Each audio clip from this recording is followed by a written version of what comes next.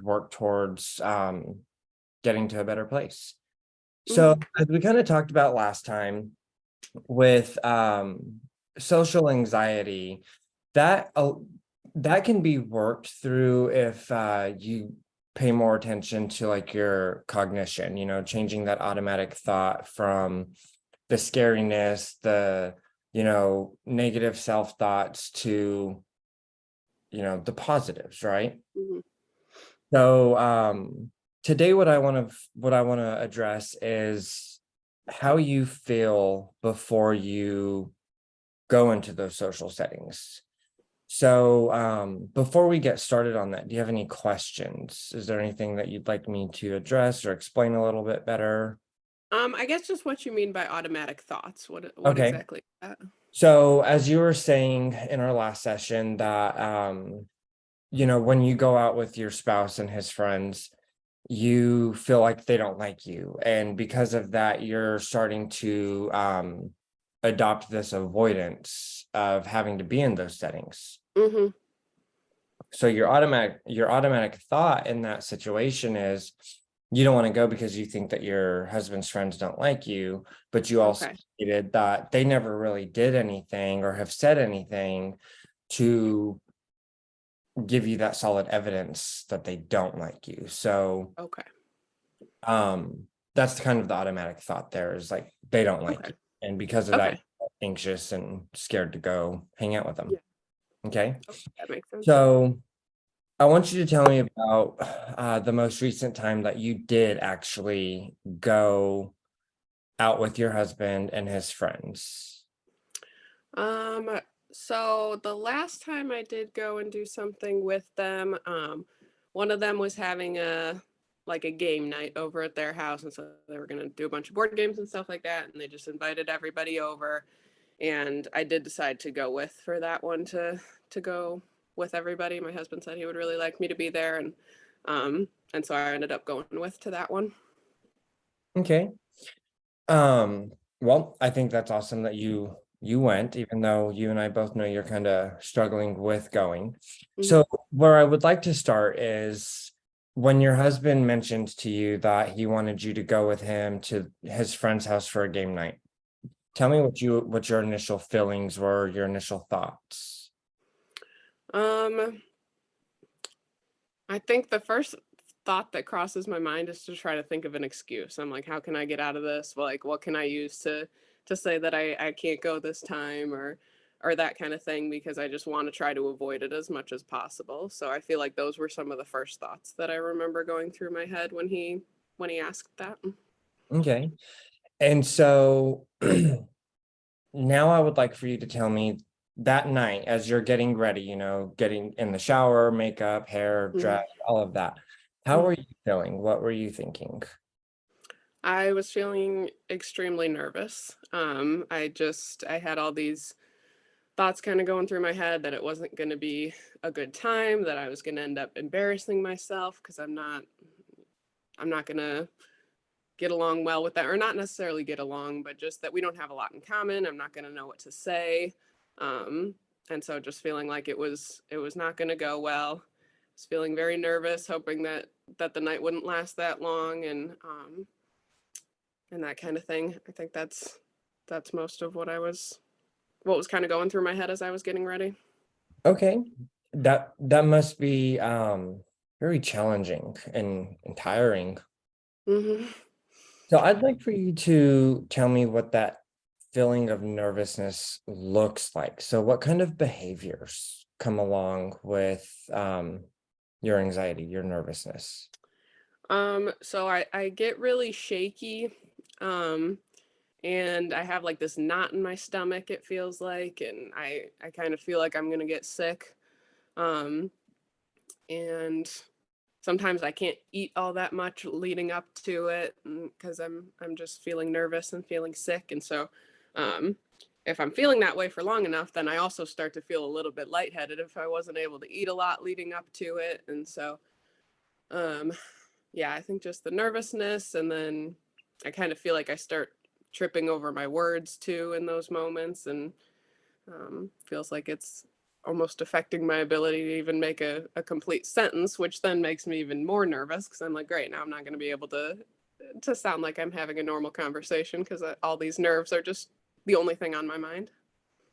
So it sounds like it just consumes not just your cognitive thoughts, but also your physical actions and health and what.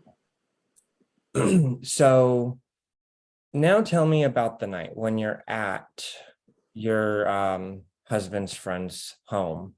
Kind of Hmm. just explain to me, like from the time you get there, tell me about the activities you guys do, Hmm. how you're feeling from start to finish. Hmm. So when we first got there, I was still feeling really nervous, just kind of dreading the night, hoping it wouldn't last real long, that kind of thing. And so we got there, and everybody said hi. We kind of just sat around, and everyone was talking a little bit, so I just sort of sat there. I didn't really say a whole lot. Um, and then we got started with with the first game they were gonna do, and it wasn't one I had ever played before, and so I sat out of that one and I didn't play. I kind of sat at the table, but didn't really interact too much with that one. And so I didn't really talk a whole lot or play. And then by the end of that one, I was starting to feel like it had gotten a little bit better, like I was getting a little bit more comfortable there.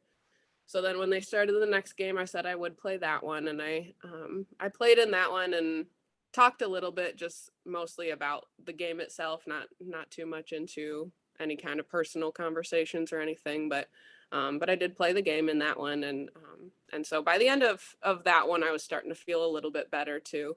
Um, it kind of improved as the night went on a little bit, but I still don't feel like I had a lot of conversations with people outside of just the game, or that anyone was really talking to me too much about my life or that kind of thing. Um, so yeah, then after those games, everybody kind of talked a little bit more, and I didn't really talk too much then, and then we left after the two games. Okay. So what I'm hearing is, from the time that your husband invited you through getting ready, and then the evening of where you're at his friend's house, Hmm. having these thoughts of anxiety, not wanting to be there, worried about being judged, uh, Hmm. worried about not being able to connect and click with his friends, Hmm. but you still did it. Hmm. And there were moments where you enjoyed it. Hmm. Okay. So I'm seeing, from what I'm hearing, I'm seeing that you're trying, and even though your anxiety is, a little bit consuming, uh, Hmm. you're still having fun. So that's good. Hmm. Now I would like for you to tell me about the moment you walked out their door, got in your car, drove home, and then getting home. Kind of how you're how what you were thinking, how you were feeling throughout that time. I did I still did feel kind of relieved because it felt like I could relax a little more once I wasn't around everybody again. There still is that sense of relief because I was still nervous, even though the evening did get better as it went on. Um, it wasn't until I left that I felt like I could fully relax and kind of feel the relief of being having survived the night, I guess. And but I was thinking that it wasn't quite as bad maybe as I thought it would be. That I did enjoy that second game. Um, and and I could tell that my husband liked me being there, so that was also kind of on my mind, that I know he appreciated that I went with. Um, and so I was glad that I decided to go and be there with him. Great. So it sounds like you've already got a good coping skill to change your cognitive, you know, functioning. Uh, Hmm. you just said you felt relieved, but you also realized that nothing bad happened, you had fun. So in the beginning, it was like that frightened feeling, that Hmm. anxious, you don't want to do it. Hmm. And then getting home, you realized, okay, I survived, nothing bad happened. And even then I still had some fun. Okay. Mm-hmm. So what I would like to work with you on is adopting that, those end of the night thoughts Mm-hmm. at the beginning of the night. Okay. Mm-hmm. So I would like to go over a little breathing exercise with you. Okay. We'll do it together, and then I kind of want to tell you what I would like for you to tell me how you feel afterwards, okay? And we'll see if Okay. that's something that might work for you in the future. It doesn't Okay. make sense now, but let's do it and then I'll explain it, okay? Okay. Okay. So what we're gonna do is we're gonna breathe in for 4 seconds. So we'll start, count to 4, then we're gonna hold our breath for 7 seconds. Then we're Okay. gonna exhale for 8 seconds, okay? Okay. So starting 1, 2, 3, 4, hold, 2, 3, 4, 5, 6, 7, out, 2, 3, 4, 5, 6, 7, 8. How are you feeling? I'm feeling okay. I don't know if I feel like maybe if I another time maybe Okay. like if we do it again, it would Okay, probably help. so this time I would like to see you like sucking in air, okay? Like Okay. for the 4 seconds, and then I want you to hold it. And then when you exhale, I would like to see you blowing it out, okay? Okay. So ready, set, inhale, 2, 3, 4, hold, 2, 3, 4, 5, 6, 7, out, 2, 3, 4, 5, 6, 7, 8. Okay. How'd that make you feel? I feel like it helps to focus on my breathing. Like if I'm doing the counting and things like that and focusing on the breathing, then I can't focus as much on the other things. So I feel like that could be helpful. Okay, so the reason I'm showing you this breathing exercise is in those moments where your husband's inviting you to go out, Hmm. starting to freak out, Hmm. and you're getting ready to go out and you're like mid freak out, like Hmm. let me explain, not wanting to go, scared, nervous. Hmm. I want you to, our goal is to help you change that cognitive functioning, the automatic thoughts, right? Hmm. But when we're in that freak out mode, how easy is it going to be just to say, okay, it's going to be fine, nothing bad happened last time? Not easy. Right. Okay. So when you're in mid freak out, I want you to just stop. Try that breathing exercise. Okay. Okay. And when you're done, say, okay, Rose, last time I felt this way. I Hmm. learned. I was safe. Yeah. I had fun. Okay. Yeah. And then just do that as often as you can. Okay. Well, I'm sorry, as often as you need to help you Okay. thoughts back on track. Yeah. Yeah.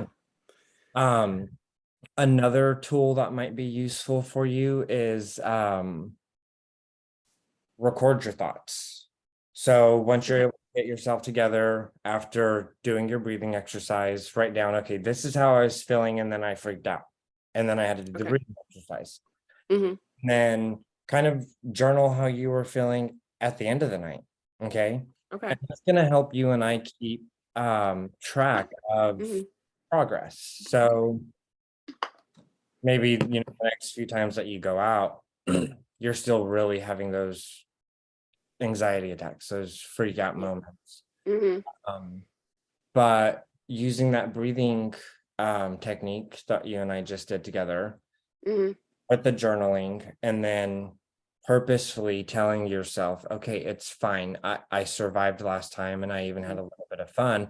Maybe we're gonna see those anxiety attacks subside a little, and Hmm. those, oh, this is going to be fun, it was fun last time, thoughts start to take over Hmm. a little bit more. Yeah. Does that sound like something that would be helpful to try?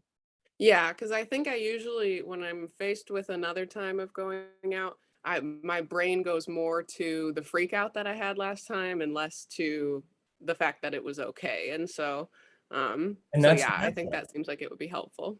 Yeah, and that's natural, and I think that you being able to recognize that that's where your brain automatically goes is a very good place to start, right? Okay.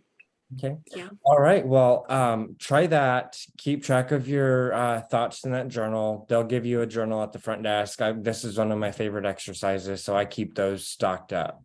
Okay.